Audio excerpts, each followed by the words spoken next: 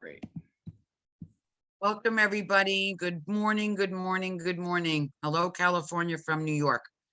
Good to see everyone again for session 5 of critical time intervention training for rapid rehousing programs. Just welcome back. Reminder, it's still me and Andrea. Again, we are not jumping ship before we finish with you. So hello. Our goals for the training are, as always, to have something that you can use right away, think about in your work today. And today's session is going to really focus on kind of thinking about how to implement CTI. Like, what does it look like? You know, now you know the practice. We spent 4 weeks together talking about it. You know everything. Some of you knew it before you came here. We're in other trainings. And we'll talk a little bit about what do you need to do programmatically to make it happen? And what are your ideas so that we take the momentum that we've gotten in the 4 weeks together with you guys in your great participation, which we so appreciate, and really start to think about what your next steps are. So housekeeping is the same as always. We love to see your faces if your camera ready. So even if you just want to come on in the beginning and say hello, and periodically when we do breakouts, we do have 2 breakouts today. Again, we still want you to speak up. We have a bunch of polls today. We have a couple of breakouts, but don't wait up for us to ask you what you think. Jump into the chat box, raise your hand, speak out. And just to kind of help us clear the cobwebs of the morning, whatever's left, especially if you didn't get your favorite beverage, is to think about what was the most fun that you did this summer and pop it into the chat.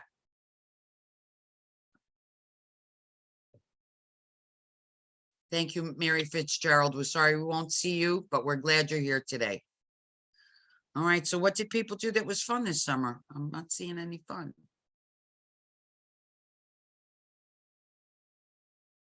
Nobody had any fun? Boy, you guys are not ready for the fall then if you didn't have any fun this summer.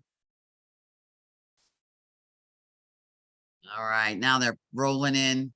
It's a little tape delay here. Oh, some good stuff coming up. Family vacation to Disneyland, hanging out with family, the girls, trip to LA, self-care at a resort. I love the self-care. I need some of that myself right now. Bridgerton event. My daughter got married. Congratulations. Rest and enjoy the sun. That's the best thing to do in the summer. Enjoy the sun. Although you guys have sun at other times of the year too, but in the summer, have a little vacation. Costa Rica in May. Yeah, that's nice. Move my daughter into her dorm at Northridge. Congratulations, JC. Is that her first year?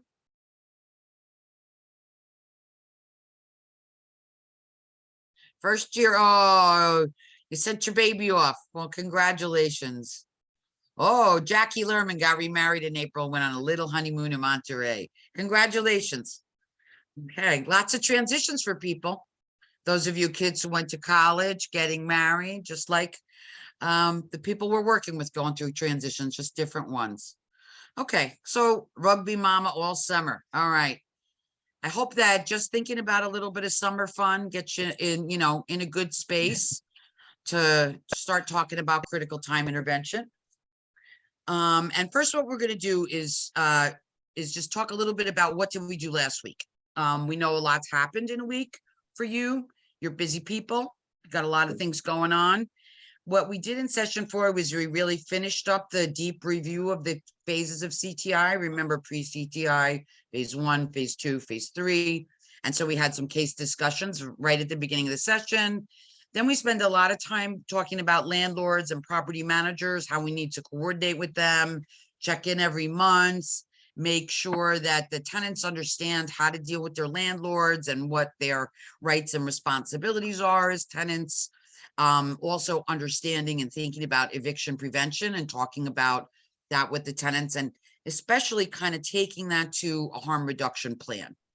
And that was where we wrapped up at the end. We had shared a tool with you, and then you all went into breakouts and kind of sort of quickly role played doing a harm reduction plan with someone to try and reduce the risk of eviction. Again, remember, that's a kind of a specialized lens on harm reduction. So you're always welcome to put anything in the chat about the recap or things you thought about from last week. But we do have a poll for you. And we have a few polls today. Just to get you thinking about follow-up.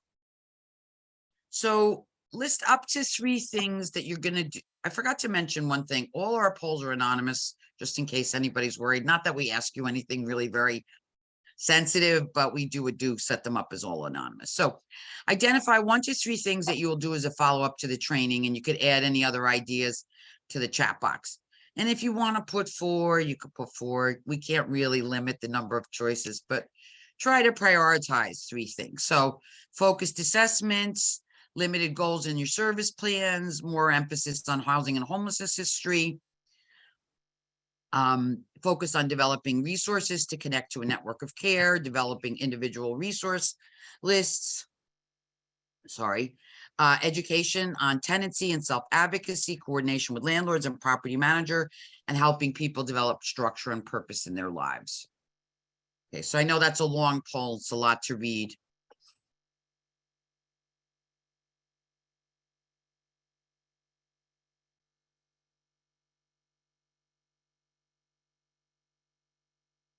Andrea just popped the slides, thank you, into the chat box while you guys are doing the poll. And we did attach everything to the appointment, so hopefully you got it. And if anybody, okay, I see a couple of nodding heads. Anybody didn't, just let us know if you're having trouble. Okay, so we have about half of you. We're going to give it a few more seconds because we know there's a lot of boxes, and trying to pick only 3 is hard, right? That's what takes some time.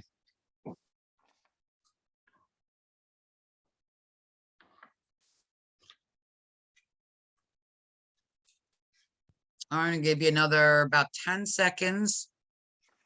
Okay, we're at 11. Be good to get to 12 if we could. I know sometimes you're not on a device where it's easy to do a poll. So feel free to shout out. Okay, Sarah.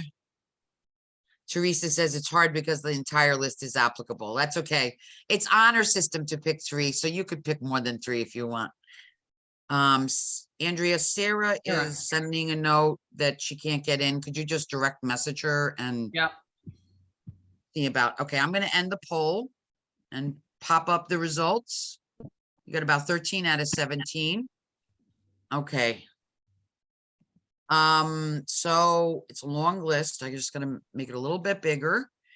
All right, so the number one item was helping people address issues that result in lease violations. Great, because that's really where we want to keep our focus. We want to tie all our interventions back to keeping their housing and why they want that housing and how it's going to help them get what they want in life. And then the second most common thing is education on tenancy and self-advocacy skills. That's great, but there's a spread over everything of, it looks like everybody, going to do everything, is going to be covered except for maybe limiting the goals in the service plan or more emphasis on housing and homeless history. Although, as Teresa put in the chat box, a lot of them are good, and I'm sure you were all, many of you, doing more than 3, but we didn't want to burden you too much with having to do 5 things, because there's always people in the crowd who feel like they have to do everything. So it's always good if you can, but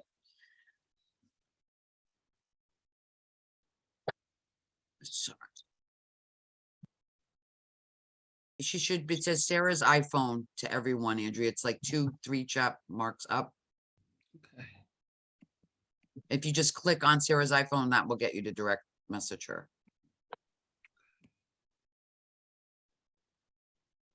Okay. So what are we going to do today? We're going to just start with a quick overview of the model and some of the defining features of critical time intervention. And then we're going to really move into kind of thinking about how do we implement this in programs? Like, what does that look like? What tools are available to implement it? And then, you know, if we're going to implement the practice, what are things that CTI recommends you have in place? I think we've said this before. You can be a great case manager, service coordinator, whatever your title is. But we need support to do CTI. The people you're working with are complicated. The situations are complicated. So supervision, support, team meetings, documentation that can help guide your work. these are all supports to help you implement the CTI model. And then we'll get into some planning discussions towards the end. Andrea, were you able to? No, I can't get on. I can't click on it and I can't find her in the list of chat. So I just send a list to everybody that Sarah just direct message me. I don't know how she can chat if she can't get in. I wonder if it's the She same might thing. have, she might have went out again and come back in. That's why she's not in the You could list. be, you can look on the participant list. I did, yeah. Okay, so anyway, that may be her computer problem. Sorry, guys. Okay. We hate it when anybody has technology problems. It's so frustrating. We know that. Okay, so that's what we're going to do today. So just, this is really reconnect us back to things, concepts that should seem familiar, but just so we're starting the implementation session with everybody kind of on the same page is, you know, how is CTI different from regular case management, right? It is a form of case management.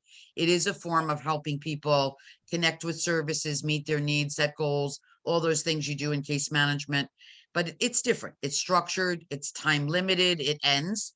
People can feel like a sense of progress that they completed an intervention. It's goal focused. We're focusing on the transition. It's really helping people stabilize, providing extra support around the transition in their lives, moving from homelessness to housing. It's all about connections and a network of care, connections to supports, to friends, to fun, to treatment, to resources, to money, to income, as well as really learning how to be a good tenant, how to manage the landlord relationship. You may remember a few weeks ago, we asked you how many of the folks you're working with have had a lease in their own name before. And I did not pull up the poll results, but I do remember that quite a few of you are working with people who are really kind of junior leaseholders. It's maybe their first or their second, but they're new to it's new to them. So helping people learn how to manage that.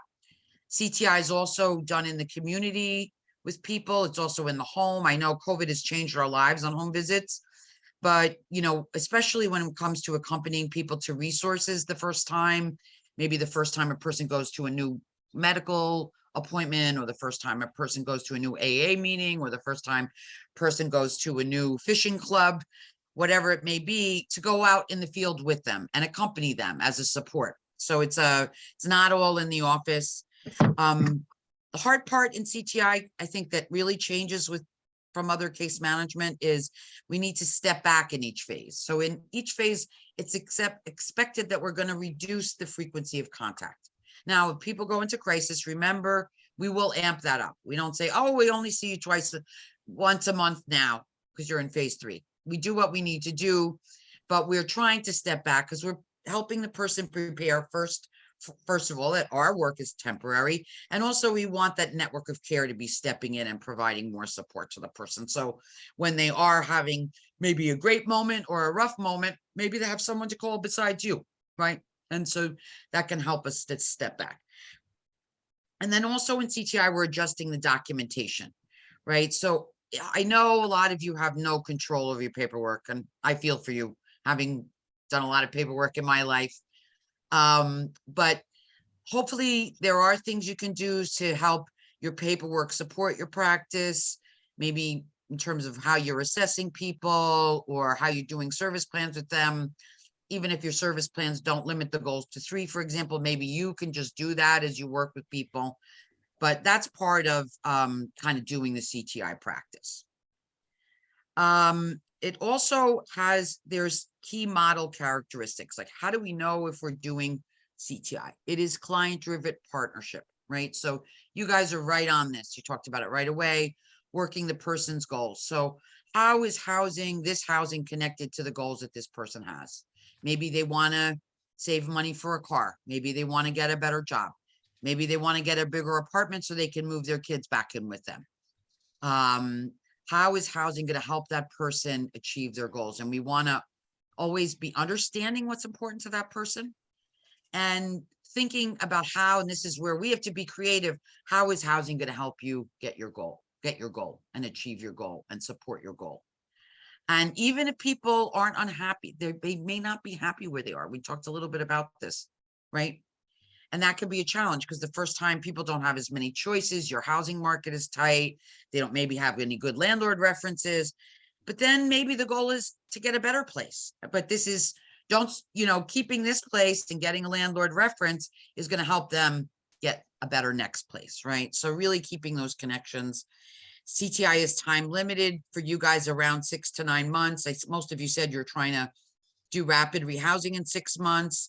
There's 4 phases: pre-CTI, CTI 1, 2, and 3.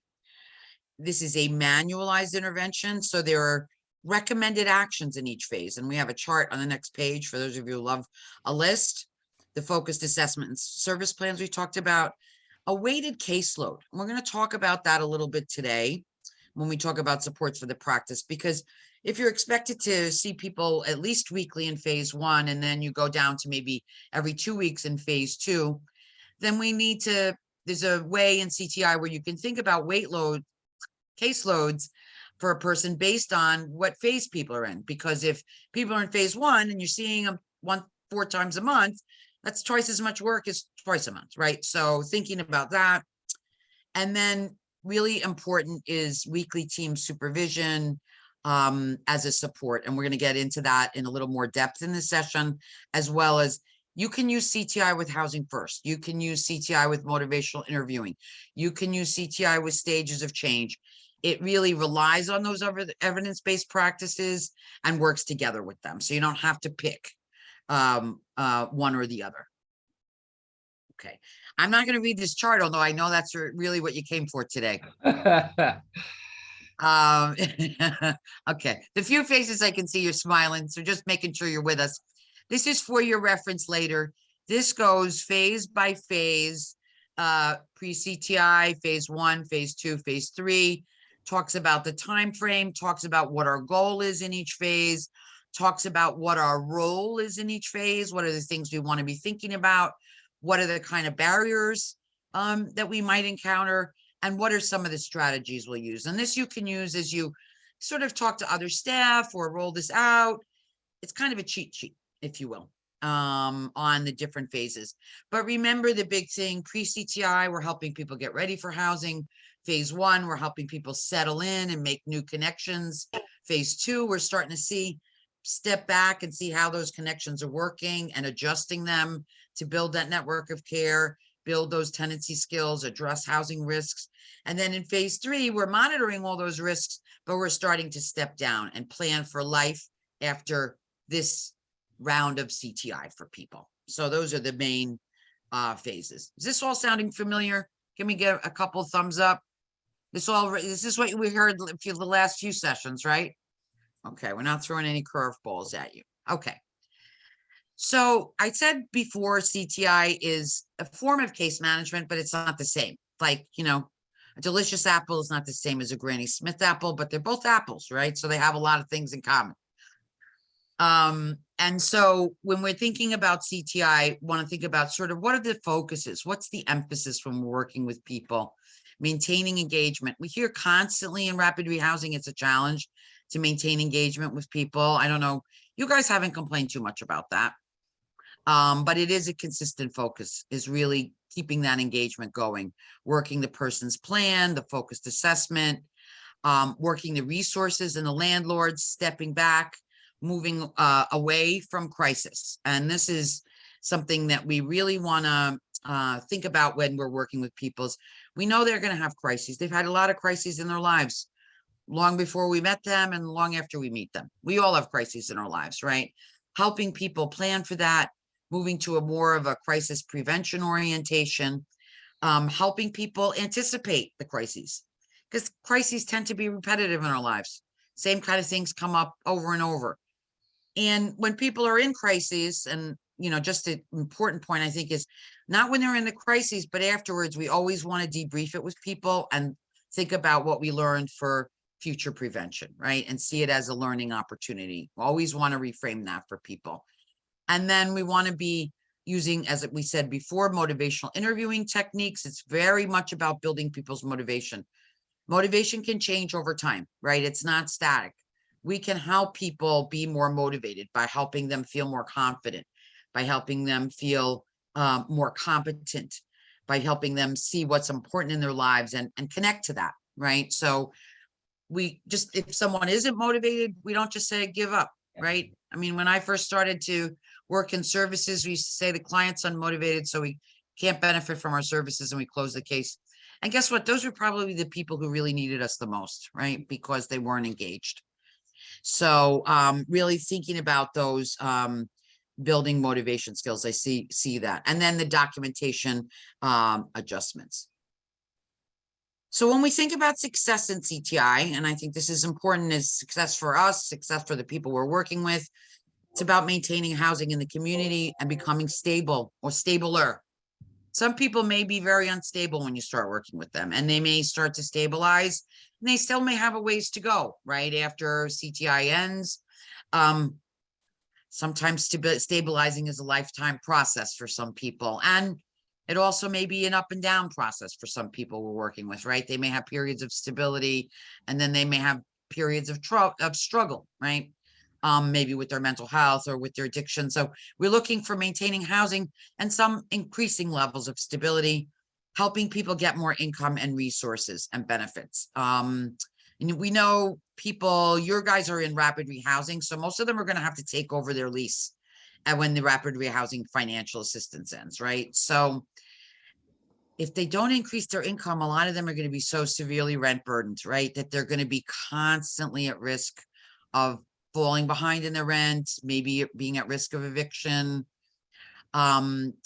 So thinking about all the different ways, and when we use income, we're not just talking about income, we're talking about using the food pantry, use the clothing bank, ways to stretch their income. If there's discounts, I mean, some people have, a lot of people have pets out there, and their pets are their children, right? They're not giving up the pets. But the humane societies, a lot of times, will have a sliding scale, so you don't have to pay the full price.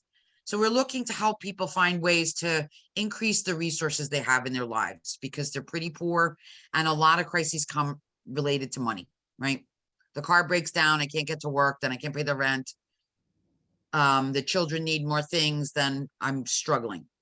Another measure of success is fewer emergency interventions. Hopefully, as people are more planful, we are or have seen in the research that there are fewer emergency interventions when people get CTI. It just happens without us even working on their mental health necessarily. Their mental health improves because stable housing, we know, helps with a lot of things in life, right? So, and then again, always thinking about structure, purpose, and roles. What are people doing during the day?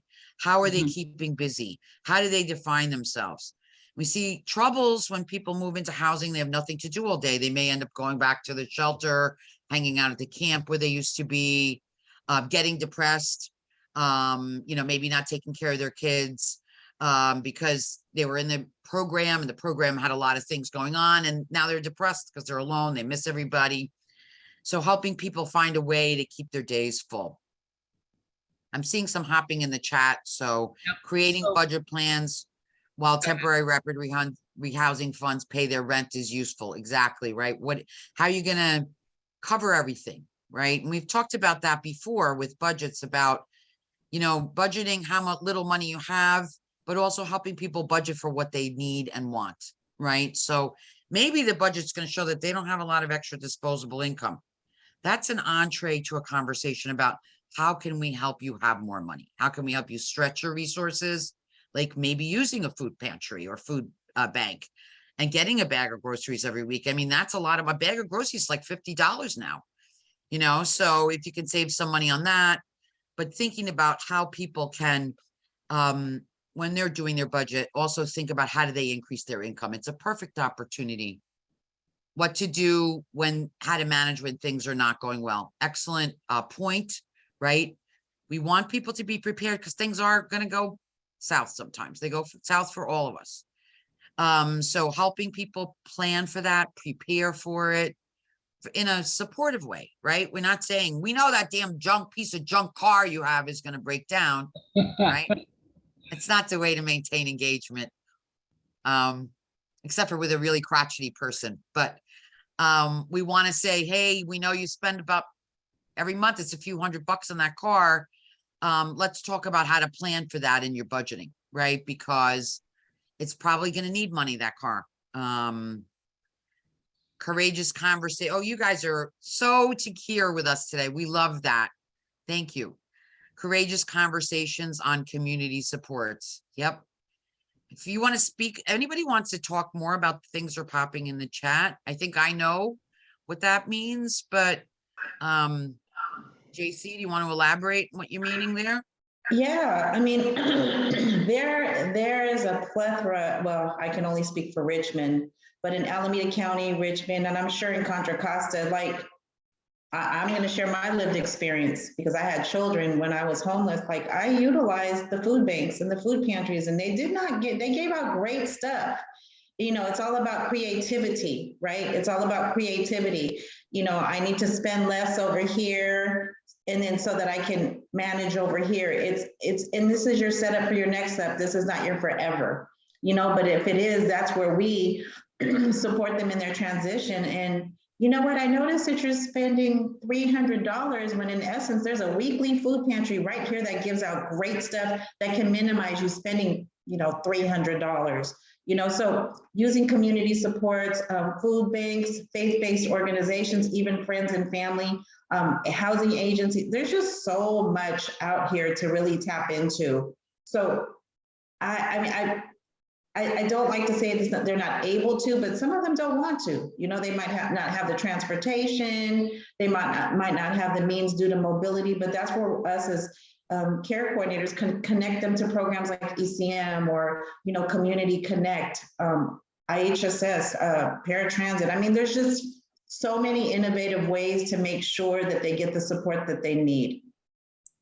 Well, thank you, JC. I mean, people sometimes don't know about things. Right. People are ashamed to get things. I was not ashamed because I have Good 4 for kids you. to feed. But you know, sharing some of those successes too. But like sometimes, I mean, I'm not saying all do, but sometimes we enable folks because out of, you know, just so many reasons, but we can only hold their hand for so long because stuff is CTI, time limited, right? So it's not what we do, it's how we do it in the time that we have with our partners.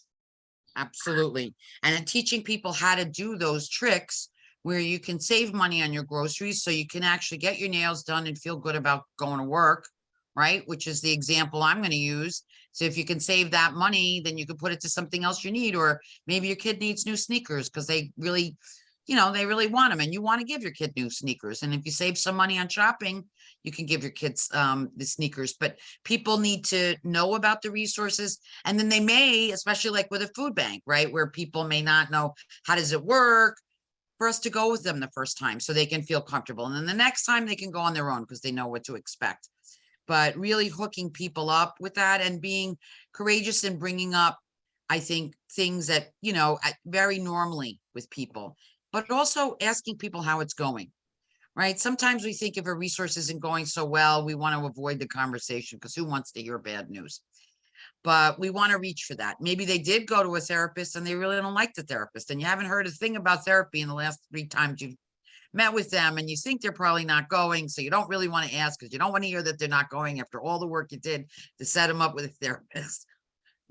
Excuse me. But if you don't have the conversation, you're not going to know, and they're probably not going to benefit from that therapy. So really is important to talk about those community connections. Okay, so we just have another quick poll. So get your fingers ready. I think this poll is definitely not as much reading as the others. Okay, yes. So I'm going to launch it. What approaches will you use to integrate CTI into your practice or your work? And you can select all that apply. You don't have to try and limit it to 3. So now we're getting a little bit more relaxed here. Second poll. Use the tools. Talk with about the model with my team, talk about the model in the staff meeting, talk with my supervisor about it, create some kind of implementation work group, read more, attend more trainings.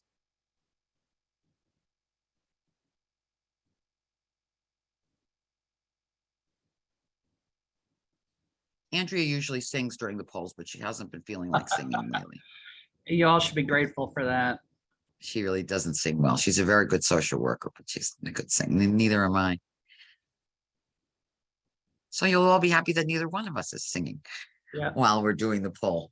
And you can concentrate. Okay, we have about half of you. I'm going to give another 10 seconds. And then we're going to keep going. A little more than half of you. I know it's another long question, but not as hard as when you have to only pick 3, hopefully. Okay. We have 14 people. Okay, so that's great out of 19. So, and 2 of them are me and Andrea showed that. It's pretty good. So you can see the results of what things you're going to think about using the forms and tools, talking about it with your teammates seems to be popular, and your supervisors. Do some more reading and attend some more training. Great. Great. We have given you resources, and I just want to say in session 1, there's a bib and there's some links for the CTI website. So if you are one of the readers, you can find that there. Okay, I think I am passing it to Andrea right now. Yep, thank you. Did we hear from Sarah? I will. I have not heard from Sarah. Okay, all right, you go and I'll see if I can help her. So what we want to do in the remainder of the session is to really discuss ideas for implementation by CTI element, much like what you did in the polls. And we want to identify resources. What kinds of supports do you need? What kinds of things do you anticipate as getting in the way of implementation? And then share some input about, what sort of structures already exist in your agency, or do you want to exist that would help with the implementation structure? So for instance, if you have a committee that talks about implementation, that's great. If it's a team meeting that you regularly talk about how to apply certain concepts, that's great. That's the sort of thing that we want to hear about. Okay, let's go to the next one.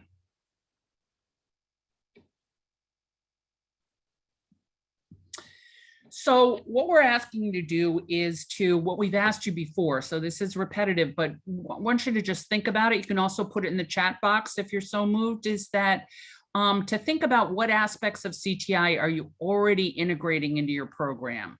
So the tenant goal focus and interventions, focused assessment, focused service planning, limited to 3 goals, learning about housing and homeless history, very important, connecting to a network of care. You've already mentioned that in some of the chat stuff, developing individual resource lists, teaching tenancy and self-advocacy skills, planful coordination with landlords and property managers, helping people develop a structure and a purpose in their lives, or helping people address issues that result in lease violations or present housing risks. So just think about the ones that you're already implementing, and feel free and to. This was in the first poll, right? So Yeah, we're not, that's right. So we're just kind of reinforcing these Yep. things, giving you a second. You talked about what you think you want to implement.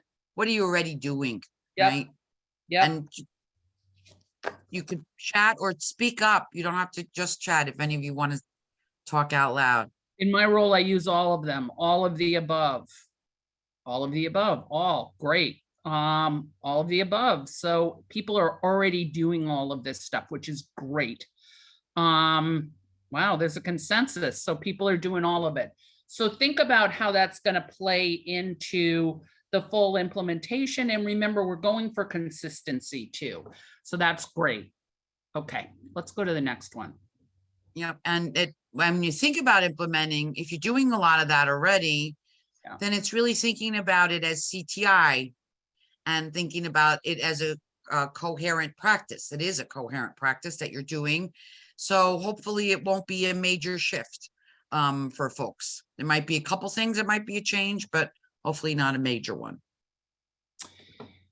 The other thing that people often do when they're thinking about implementing is figuring out what they're doing well, which is really one of the points of the previous exercise, but also to use the self-assessment tool. And you guys have already got the self-assessment tool. We can pop I'm going to share it though. Okay. I can share it for 1 minute. And what many people do is they do it in a team meeting, and workers individually fill out the assessment tool, and then they get some consensus. Okay, so this looks like something that everybody is comfortable with. This looks like something that people might be struggling with. We've got a couple of people who feel like they're good at. Can we talk a little bit about what people do to implement this? So it gives you a chance to really highlight the best practices that are already going on. And it also gives you a chance to really focus on them. And it's by component, right? So we talk about engagement, we talk about assessment, we talk about linking, we talk about role, talk about clinical supervision, fieldwork coordination, documentation. So you want to, it's a way to organize you by the elements of CTI, and Suzanne's going to share the tool. Yeah, and it's not evaluating an individual worker. It's a program, right? right, So in your program, how much fidelity, if you will, to the model do you have, right? And so the more things you have a high score on, the higher, closer your fidelity. And I don't believe there are any requirements around fidelity at all for you guys. So you have kind of the option to be more in-depth CTI. Sometimes we call it CTI informed, CTI infused, CTI all in. But this is a pretty simple tool. It's a self-rating, as we said, on your program. And as Andrea mentioned, it goes component by component, and you score yourself as never to always. So it's really simple. It's not complicated math. It's not like you have to, you're really kind of taking the temperature of what people think. Are we keeping people in 3 phases? Are we keeping caseloads below 20, using our standard caseload equivalents? Are we having weekly team meetings? I'm just scrolling through. Are there at least 2 calls during the first month to establish rapport, et cetera, et cetera? How is our linking going on? Are we mediating between the client, number 14, and his support network? So you evaluate your program. We're doing that most of the time, half the time, sometimes, et cetera. There's the worker's role in here that we have. You can see this is a little old because number 18 is CTI workers carry cell phones when they're in the field. We all carry cell phones in the shower now. So this could come off the list, but CTI was invented before everyone actually had a cell phone with them every minute of every day. So it was invented when cell phones were this big. Yeah. Cell phones were shoe size. Okay. And then there's things on clinical supervision, which we're going to talk about more, and then documentation. You are not required to use any of the documents we shared with you. They're examples for you. And, that may be when you're looking at the self-assessment, you may say, we only want to focus on these areas, right? Because these are the areas we're really going to implement CTI on. So that's something you may think about as you move to implementation. Yep. Should be back at the PowerPoint. Yep, we are. Okay. So we're going to go to the breakout. So the breakout questions are in the chat, and there's also a PDF of the breakouts earlier on that you can download. So what we're going to ask you to do is think about some of these implementation strategies. We've been doing that all along, and basically, join the breakout, affirmatively join the breakout. They're going to be slightly different. So there may be people you don't know. So introduce yourself and then talk about what interests you most about implementing CTI, and it can be any of the elements. And what are the ideas that you have for implementation in your program? And that goes to what's your structure now, what works, what doesn't work. And we're hoping to get some different comments. And then what questions do you have and what concerns do you have? So we're going to give people 10 minutes. Suzanne's going to get people in breakouts. You've got all the, Sarah's on. Good. Hi, Sarah. We've got the breakouts in the chat, and we've also got that PDF that I mentioned. So we're going to break people out now and enjoy the discussion. If you have troubles, just come back to the main room and we'll hopefully fix you up. Yeah.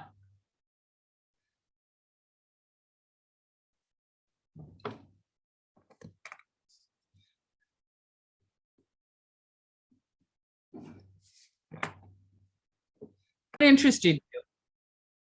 Oops. What interested you the most? Or what ideas do you have for implementation? Is Teresa on here? She really gave some really great talking points. Teresa, are you on here? I She's am. here. Yes. Yeah. What'd you think, Teresa? Well, I just thought, literally, we use all the points and all the ideas that you are giving us in the CTI training daily. But if the bottom line, it comes to where our residents are, where our clients are, Yep. and how they're receiving the information, meeting them where they are. And so they're able to understand the situation and what they need to do, you know, of course, using trauma-informed approach in conversations. And it just depends on where they are in the process. Everybody's going to be different. Everybody's going to receive and process situations differently, and being there to support them through it. And like I said, they could be fabulous in with the program, or they could just be messing up all the time. And when they're doing that, you have to really sit down and have that tough love conversation on what they really want. And also, you know, the structure helps, particularly with trauma-informed care, because then the services become more predictable for people. And that it gives people more control, because then they knew, you know, my father always used to say to me, I don't want you breaking the rules by accident, so I'm going to tell you all the rules. If you're going to break them, do it on purpose. And I think the same thing is true, is explain to people what the structure is, right? And then you can find out where that doesn't work for them, or where something's off. But I think that CTI provides a lot of that structure. So I think that's great, the trauma-informed care approach. And that, yeah, we do have to adjust things by person. And some people take more. They gotta be No, Andrea, accountable. in our group too, that, you know, we do see folks recycling programs, and like and because, you know, this is what we've observed in the past year, kind of putting it back on them. What didn't work last time that can, where do we, and we use the word where do we see ourselves in this process? What didn't work? You know, where do you see yourself? What would you like to do? Like really putting it back on them, because some folks get very, very complacent with, I'll have my care coordinator, a case manager, or some, you know, give them some power in it too. Where do you see yourself? And that we discussed that in our group. And then Myra had brought up a good point about some of the folks in CTI that she's done, you know, she's done all the talking points, but whenever, Myra, correct me if I'm wrong, like some of it, it gets a little bit harder sometimes because folks are undocumented. So like, yes, we can do some talking points, but some really need more attention than others. So just finding the resources to support in that. Yeah, Myra, did I say that correctly? That's a big issue for people, is Let that, Myra speak. I think Myra was going to speak. sorry, go ahead, I was Myra. just gonna say thank you, JC, for lifting that up, because, you know, for me in this community and being bilingual Spanish, most of my clients do speak Spanish and are undocumented. So the biggest challenge that I have is just finding housing resources for them, right, that they would be able to qualify for. But that's what I shared with my team. Well, and other resources too, because there are a lot of benefits that we've been talking about, people aren't eligible for, you know, that you can get if you're documented, right? So there's a lot of areas where there are real gaps when you're working with people who are undocumented. So that's a real challenge. But that network and connection to the community in those cases is so important. And of course, I'm sure you're very connected with any immigrant organizations and services for undocumented people, right? Because that's probably needs to be a really big part of their network of care. Yeah. So Reginald, I And think, that's a good example of where, oh, I'm going to use this, where in your programs, when you're thinking about how we're going to implement CTI in our program with our population, because you're all spread around the county and slightly different in different places and different people that you're serving in those places, is what resources is our population going to need? So if we have a lot of undocumented folks, we really want to be making sure we're looking at resources that can serve that special need of the population we have. Just like if we're working with a lot of families, we want to make sure we have connections to childcare resources, right? And that's like not necessarily one by one case manager having to negotiate that every time, but that might be a good example of where as a program you say, we need to go over and meet with these people. So we have a relationship that's ongoing, you know, to access services. I see Unique's hand is up. yep. You need, Yes, I just want to kind of piggyback off of that. That's what our group kind of focused on, about resources, and Jackie made a big point to always keep that person that you can just pick up and call.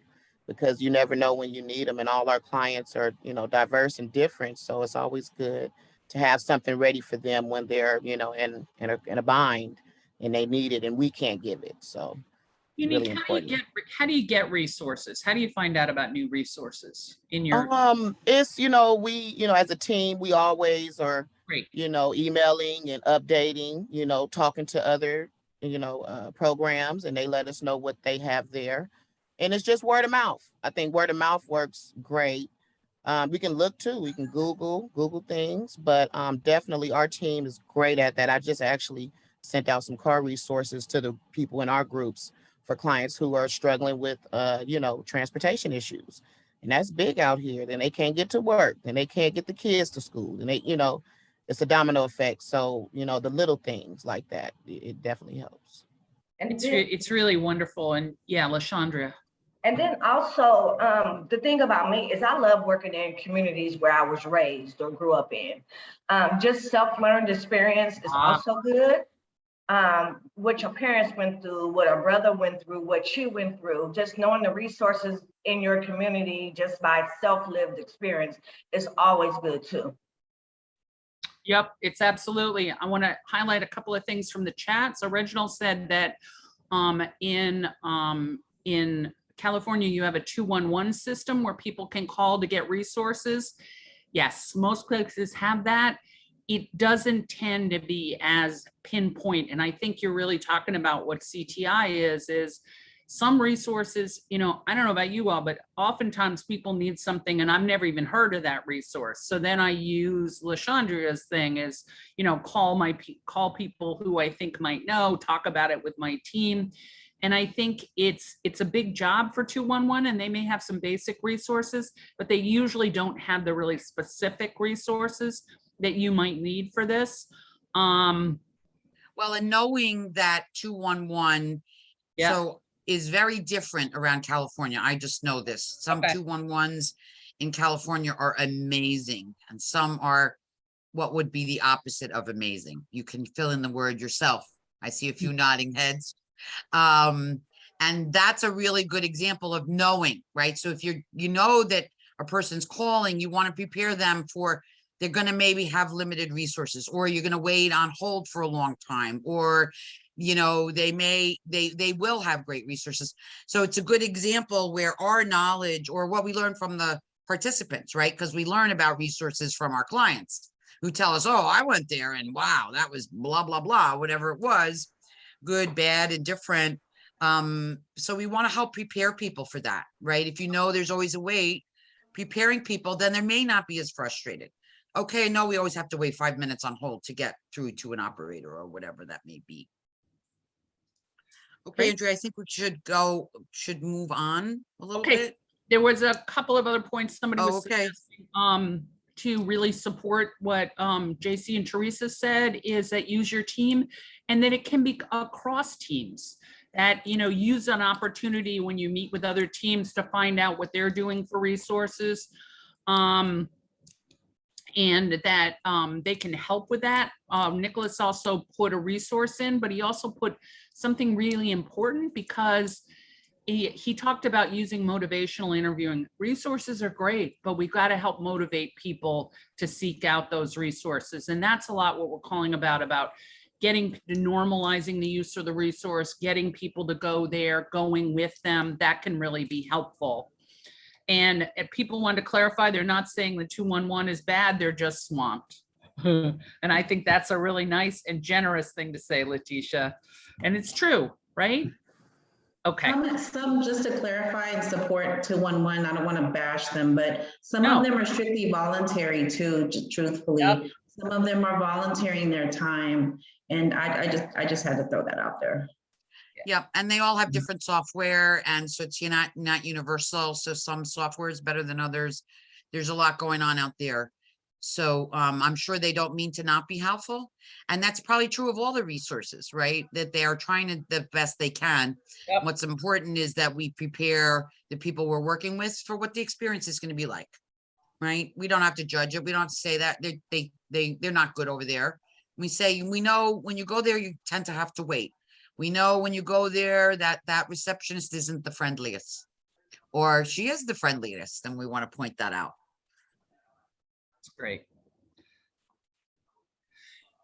So how do we get support for CTI? So one of the things is supervision. It's certainly teamwork, and you guys really highlighted how that can help, and also cross agencies, and also getting your agency to support you. Sometimes resources don't really respond to you, and it's important to talk about that in team meetings, develop what the patterns are, and then enlist your agency senior staff and also your supervisor to help you with that. Supervision and also team meetings and also the conversations that you have with each other will really support these high quality services, and letting people talk about when they're really implementing parts of CTI and how they're doing it can be incredibly helpful. It's also about looking at program goals, because Suzanne talked a little bit about what are the outcomes we're trying to, encourage with CTI, really tracking those outcomes and seeing if it's having an effect. And if it's not, really looking at what needs to be applied to that.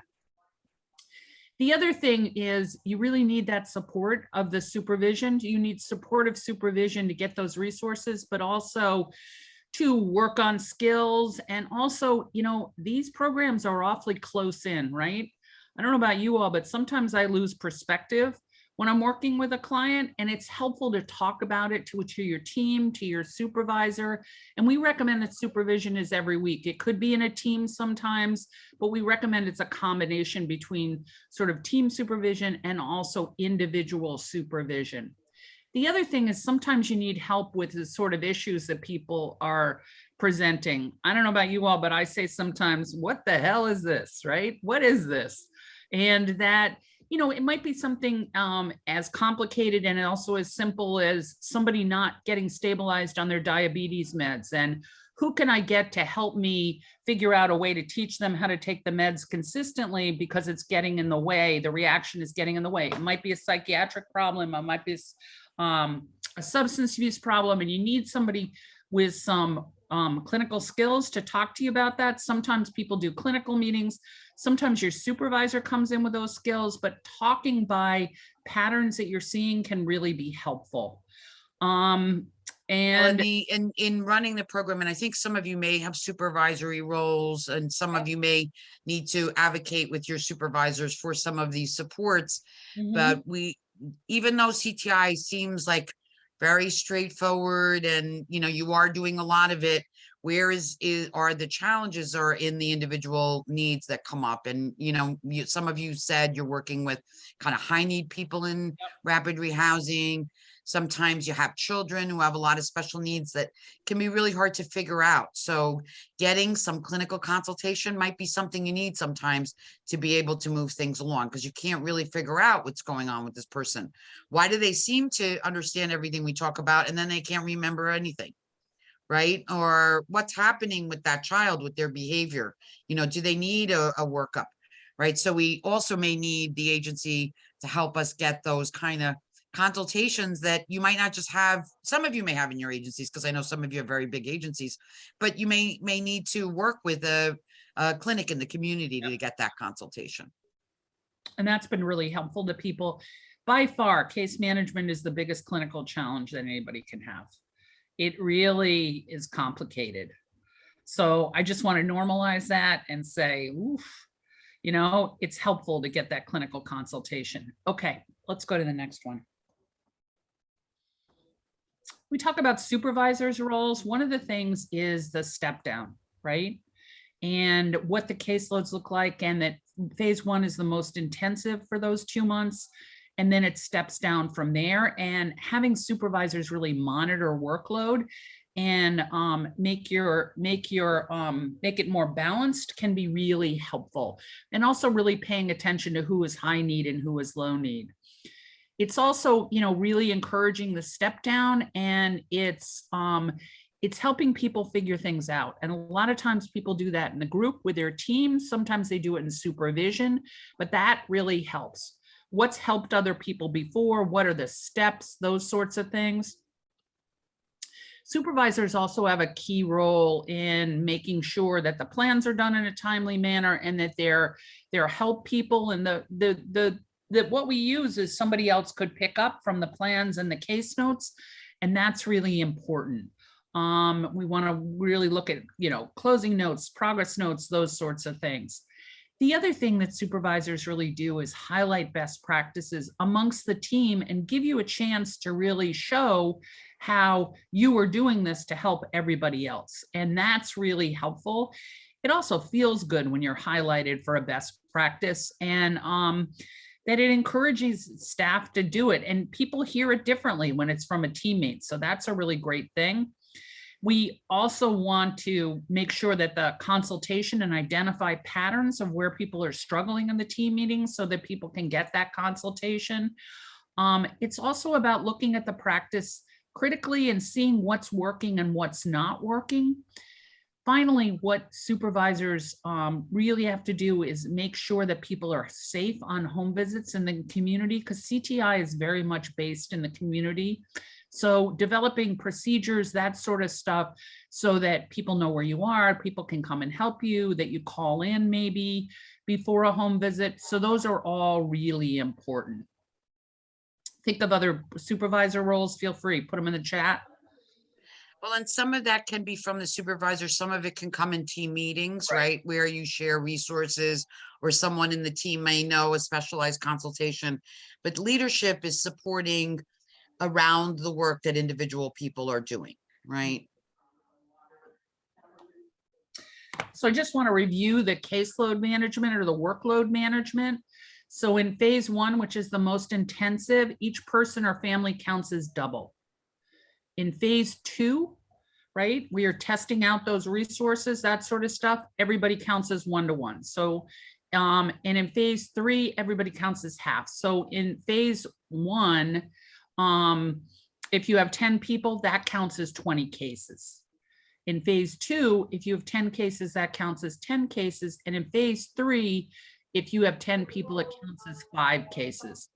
That's just a simple way to do it. And we've got some, we've got a caseload tracker that we're going to introduce in the next slide that lets you calculate that. I'm going to just walk through it, Andrea, quick. Yep. I know some of you look at this slide and are going to take a break, and some of you look at the slide and are like, I love it. So some people are spreadsheet people, right? I see a lot of different faces looking back at me right now, some smiles and some frowns. But this is a tool. We've shared it with you with the attach it to the appointment, but it shows you a couple different points that are important. Is we don't want people getting stuck in the phases, right? So this is a way to make sure people are moving from phase to phase by the date. So you see that we're just going to talk about AB, start date, phase 2 date, phase 3 date, and CTI date. So it shows us progress over time. It also actually does math for us. And so what it does is if you fill in a 1 in this box, it counts that person towards the caseload for that phase. My hand keeps raising because I raise my hand. It's like magic now with hosts. When you raise your hand, it raises the hand. Sorry about that. I'm not raising my hand to myself. I don't want you to think I'm losing my mind. Not yet. So we can see here with Jane Smith's very interesting name we picked. She's got 4 people in phase 1, and that counts as 8. And she's got 4 people in phase 2, and that counts as 4. And she's got 4 people in phase 3, and that counts as 2. So her standard caseload equivalent, right, the weighted caseload would be 14. Okay, so even though it's 12 people, it counts as 14. Is that making sense to those of you who love the spreadsheet? Those of you who don't love the spreadsheet, I'm going to move on. It is there in your pile if you like to use it. What I do think is useful, though, is the part, whether or not you want to calculate caseloads, tracking that everybody on the person's caseload is moving through the phases, and whether individuals, workers do that, because we don't want to lose the momentum of progress of people moving from phase to phase. And sometimes workers who are new to the practice will hold someone in the phase for too long, right? And say, oh, Andrea's been, running around, creating problems in the housing. So we're just going to keep her back, hold her back for another month. Well, we don't really do that unless there's extenuating circumstances, right? Because we want to say to Andrea, hey, you're moving forward and we're in your second phase now in CTI, right? Even if she does require some additional intervention. So this is just an overview of what we already talked about. So with supervision, we're highlighting weekly supervision meetings, as I said, either by team or by individual, and then caseload tracking and really watching the caseloads.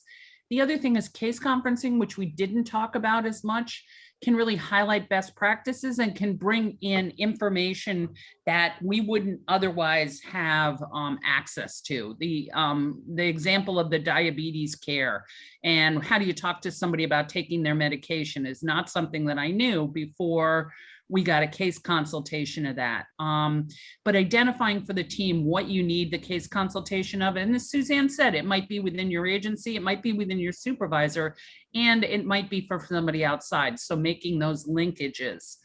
And then the team meetings, I'm going to highlight some stuff in the chat, which Teresa said communication is key within the team because there'll be times when the client resident will try to split. Yes, knowing what's going on with your other team members. And the fact is we're not always there. We might be out visiting somebody or something else. Somebody else is going to talk to them.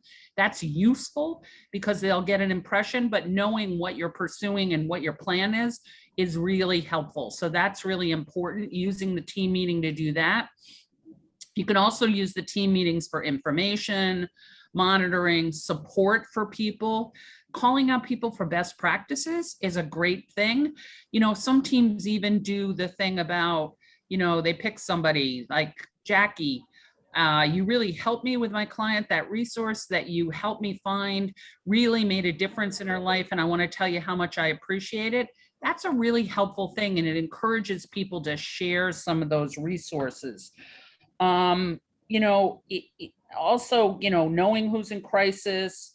And the other thing that teams often do, and this is a practice that originally came from the ACT teams, is reviewing everybody on a regular basis. And the reason we do that is because it's true about the squeaky wheel gets the grease, is what happens is if somebody's really quiet, we can lose track of them.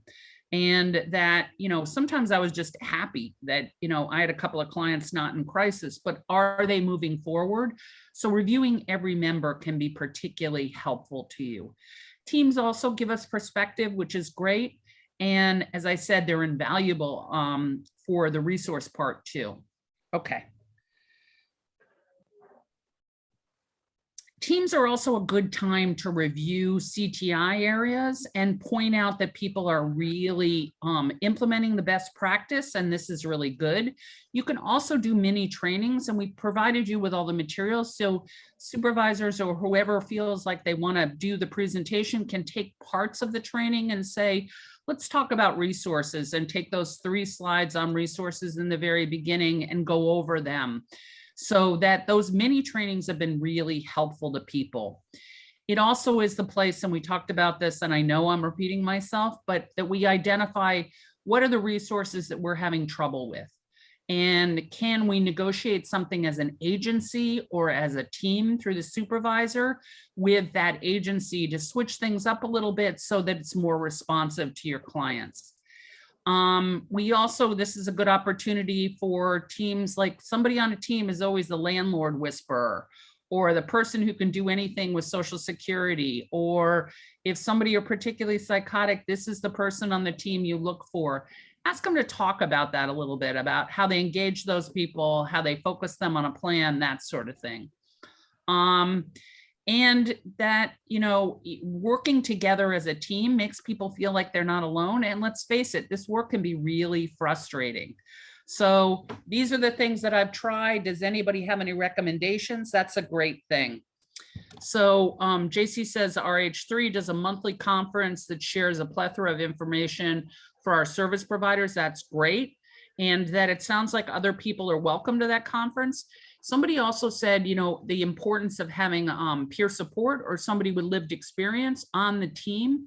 That's been incredibly helpful. And as JC pointed out when she was talking about resources, it can also normalize the use of those resources that overcomes a lot of barriers. And that they may know those resources. I just want to call out another thing about resources that Ms. D. Scruggs mentioned about having a meet and greet with resources, right?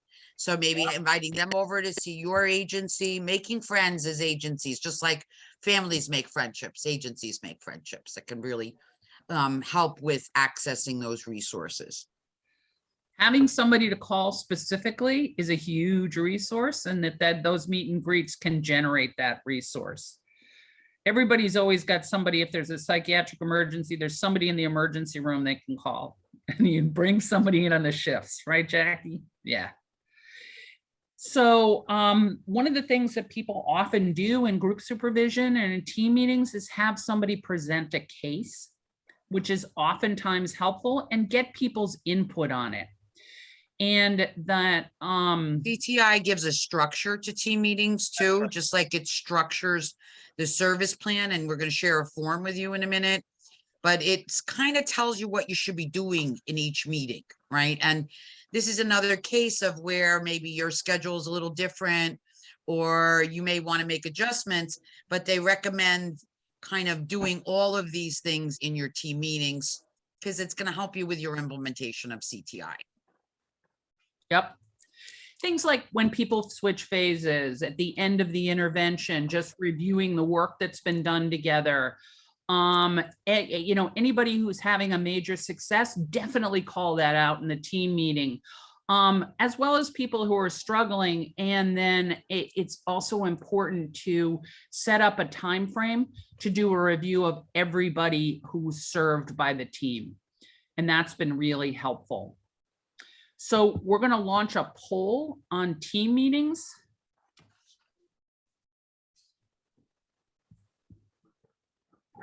Great, thank you, Suzanne. So how often do you have team meetings? It's a single choice. Great.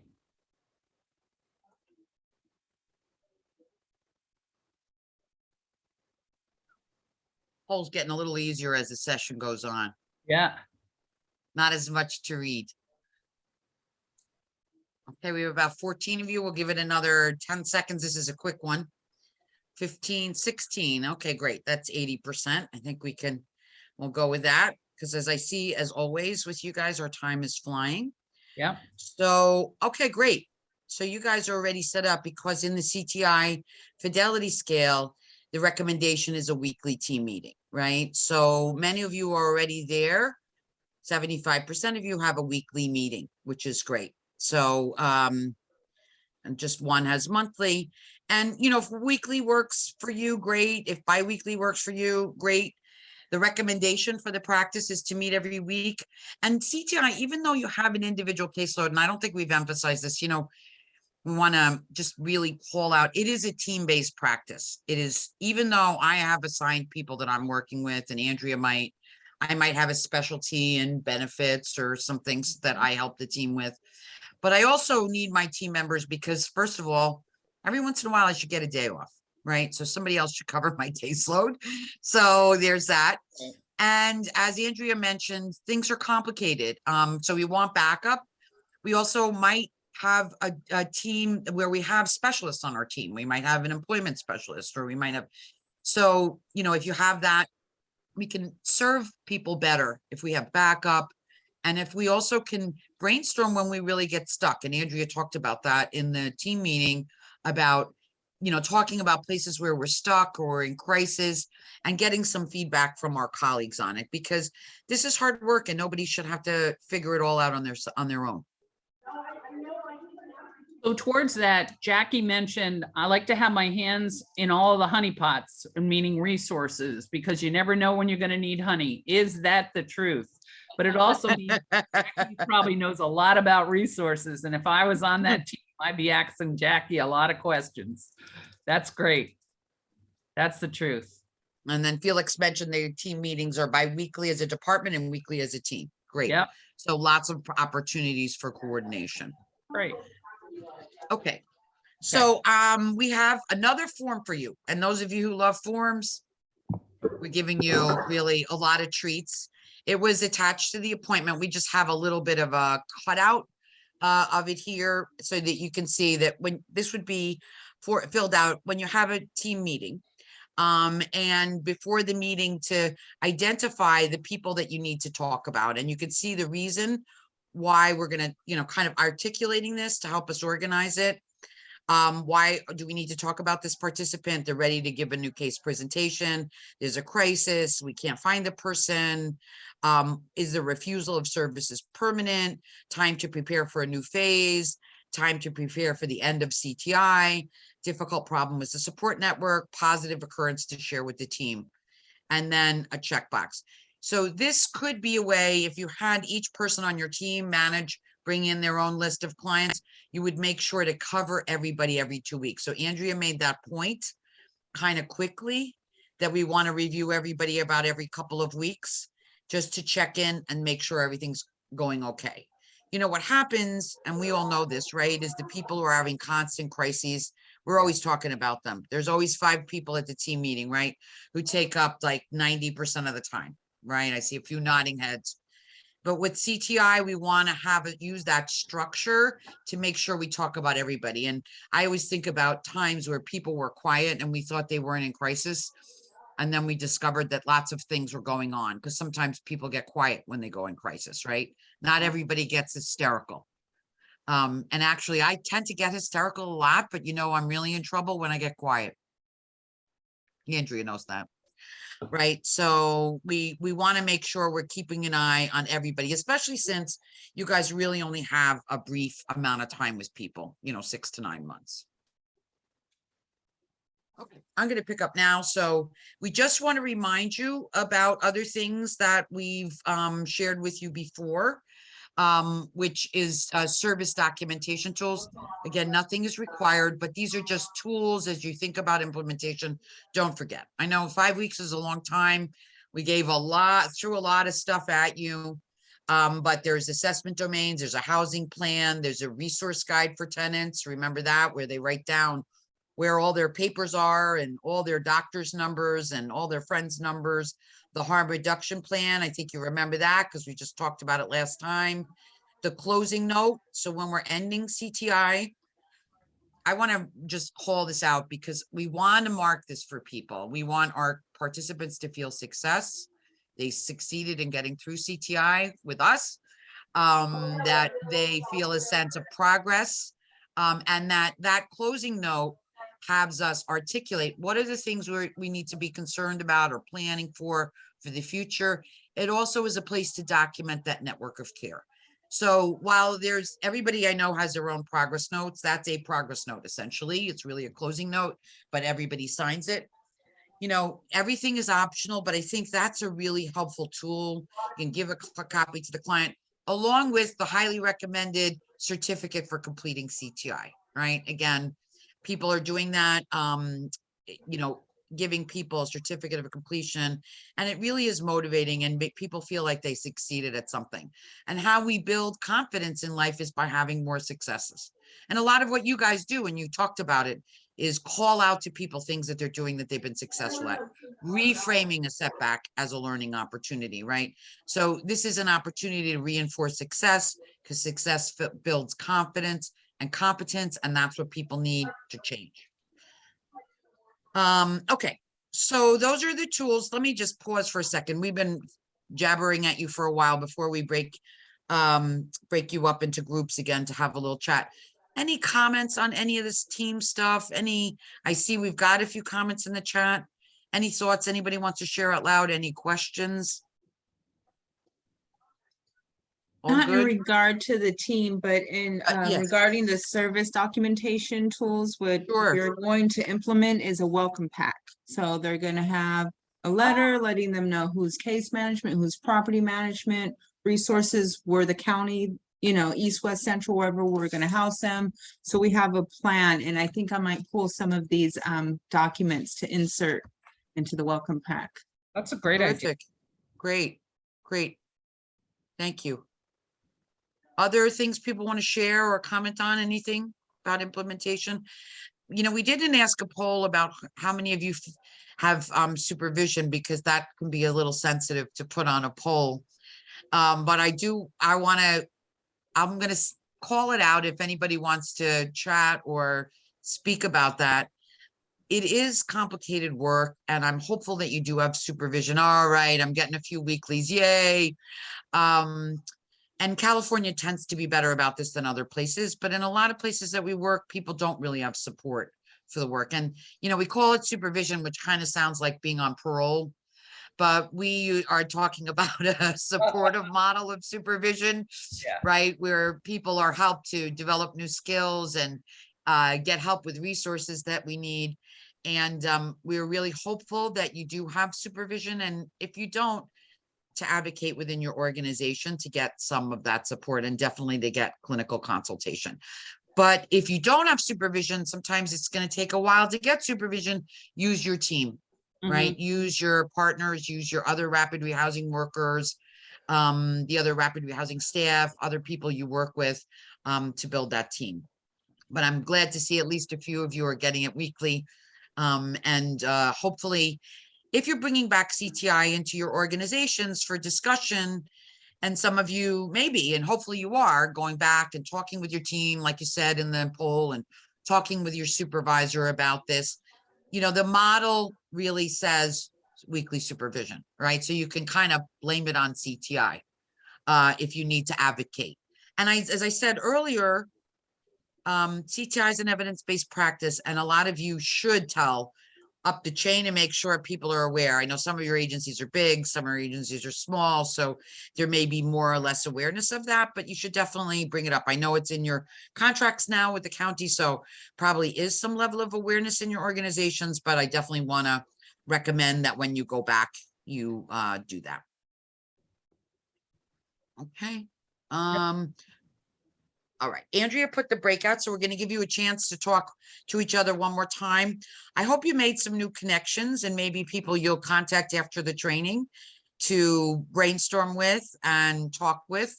Andrea, why don't you read it while I set up the breakouts, because I'm going to mix them up again. So this is a breakout where you're going to talk about implementation strategies. So in a plan. So it's really about, you know, which of the tools or resources or strategies most resonate for you, and that would you like to implement tomorrow, right? If you could. So what are the priorities for you? And there's a list of them. It's the implementation self-assessment, the team form, the weighted caseload form, the service documentation plan, assessment and tenant list, tenant resource list, harm reduction plan, or closing note. And what support do you need in order to put these in place? So what resonates for you? What support do you need in order to put it in place? And what do you think the barriers are? Right? So what are the obstacles in your organization? I just want to say that that list of tools and resources and strategies is not everything. It's Right. just to prompt you. Okay, so we're going to give you about 10 minutes. Maybe we'll give you 12 because we're not quite as pressed. So we won't be interrupting you quite as soon. But really think about, how is this going to look in your agency? What's going to be different? What support are you going to need? What is this? How is this going to play out? Okay, so I'm going to open all the rooms. Let us know if you have any trouble joining a room. Yep.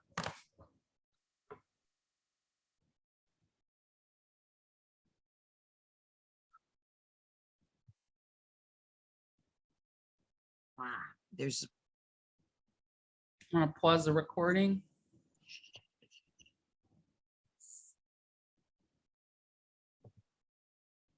Yeah. Welcome back, everybody. Just curious to hear if people could talk a little bit about anything that supports they're going to need to implement this, or barriers or obstacles. I think we know a lot about the things that you want to do, but really anything you want to share, but in particular, those two items. LaShandria?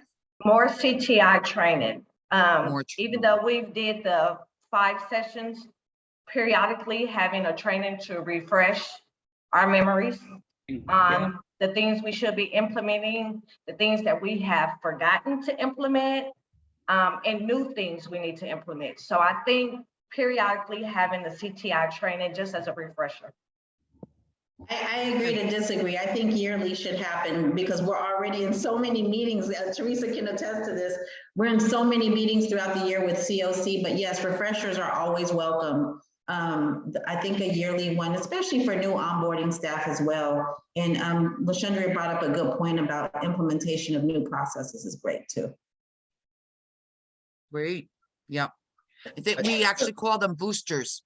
Yeah. When we do them, it's kind of, but long before COVID, we called them boosters. So we have to decide if we want to rebrand them now that boosters have a mixed, there's mixed feelings about boosters in the world, but we used to call them boosters so that it would be like focusing on things that were coming up or issues like LaShundra said, maybe things that needed to be re-highlighted or things like that. What else did people talk about support wise? Do people feel like they have manageable caseloads? Do you feel like you get enough supervision and support? You need more? You want your agency to say we're doing CTI? Any supports people identified that they need? All of a sudden you get quiet on us. BACS is already implementing the CTI model. We've been doing this for years. That's why I was really excited to take this training. I'm like, wow, everything resonates. It's a mirror for us. But the one thing that some of this team brought up was, and Teresa, chime in if you'd like, to really lean on each other peer to peer. And there's no stupid question. Like I had just shared, I've been doing this for 25 years and I still ask questions. And also to really lean on each other agency wide and even cross agency wide. If there's no stupid question, somebody knows somebody that knows somebody with resources. And I've learned this about Contra Costa that it's a big but small county, but there's always resources that are implemented. Like I brought up the monthly resource that Shelby does for the COC providers is I make sure that I don't miss that because she shares really great information. So those, the team meetings are great. The crossovers with asking other managers and supervisors just to really, really lean on each other. That's really important. And like Some JC said, communities, reaching out. Go ahead, Teresa, sorry. No, I just want to briefly follow up on what JC said about, inter-organization wise, like some of your colleagues have the best resources and they have not only the resources, they have the contact person. Like reach out to this person, tell them I sent you. Exactly. I'm loving that You got contact it. person. Do you guys have opportunities to meet together? Inter-team? Yes? Okay, so that's great. Yep. Nick had a comment here about, he had some recommendations for training as motivational interviewing, trauma-informed care, and multicultural awareness, diversity trainings. He would recommend personally for a strong base. And I think that that's a really good recommendation. And as Suzanne mentioned in the beginning is that one of the things that those are all evidence-based practices that are integrated into CTI. So making sure that people have those trainings available to them would be very important. That's a good one. Yeah, because CTI is assuming a certain skill base, right? Yep. This is not assuming you're a brand new case manager. You guys know that. You can tell, we know how seasoned you are. We can tell just from our conversations. But a new worker who doesn't really know, we just throw out motivational interviewing. You guys are nodding your head. You know what it is. You know about confidence and competence. But people will need, especially new people to the field. And I know there's turnover everywhere, some additional trainings and support. So does anybody anticipate any barriers or obstacles? Did anything come up as a barrier besides perhaps not having the resources you need, which we hear in a lot of cases, like we need maybe case management for people with mental illness, but we can't get it. There's a waiting list in our community. Are there any barriers that came up in any of your conversations?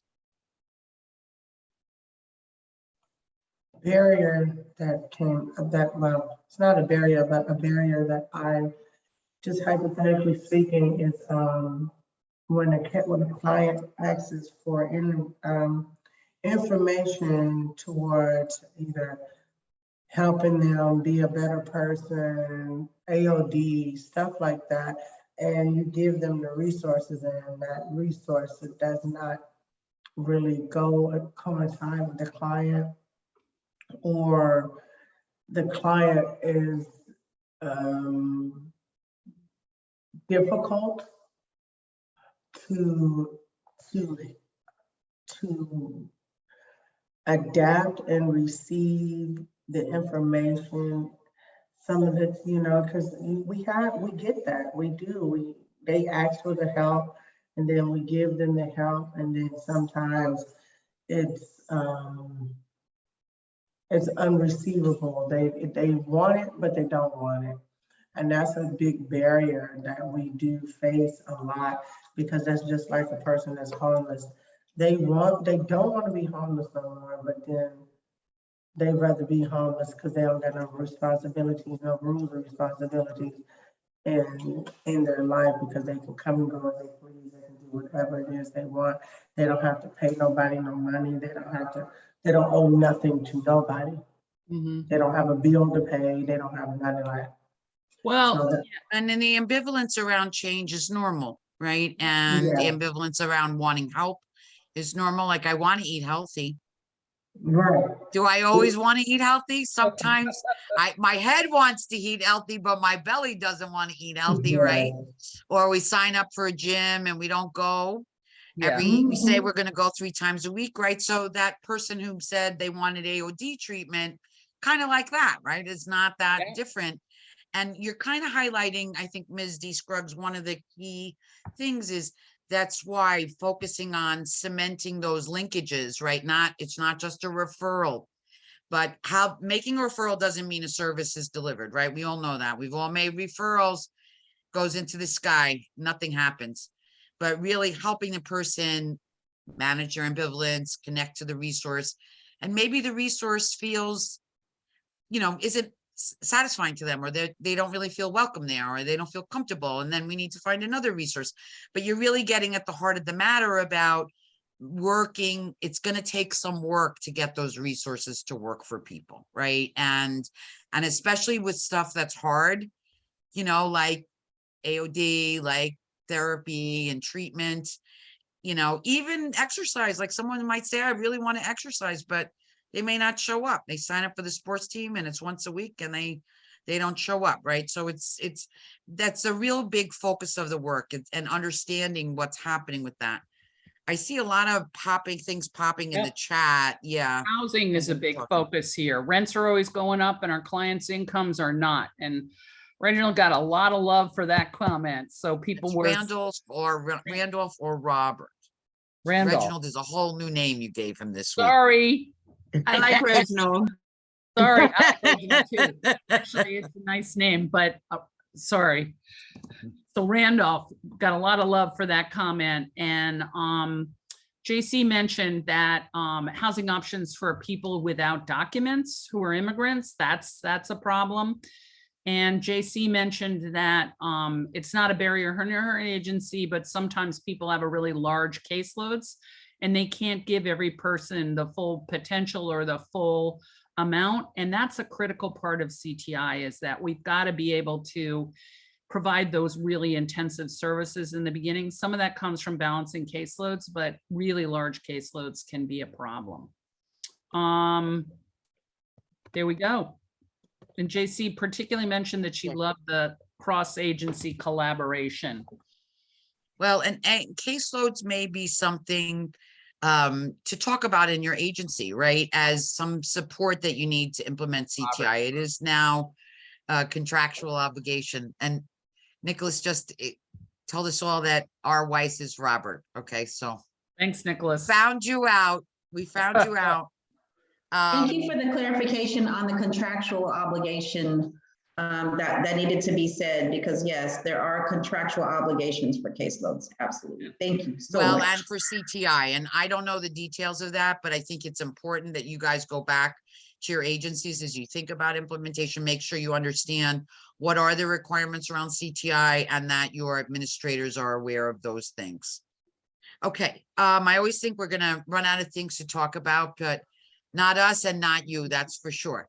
We love this group. So we have one more poll, just to keep your fingers hopping. I see a couple things in the chat box, so I will get to that while we launch the poll. It's a final thing on implementation, and you can read it there because it's on the screen, about what support you might need to integrate CTI into your particular program. And some of this you've already said, but now we have a poll and we have some data and we can see what the group is feeling. Yeah. See a couple things in the chat.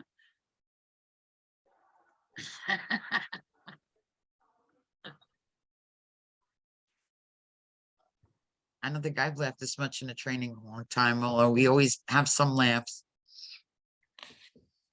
Okay, so we have about 13 out of 18. I know we're wearing you out and you guys have just started your day and it's Wednesday. So, and you know, things are starting to creep in now because time is almost over. So I'm going to end the poll, share the results.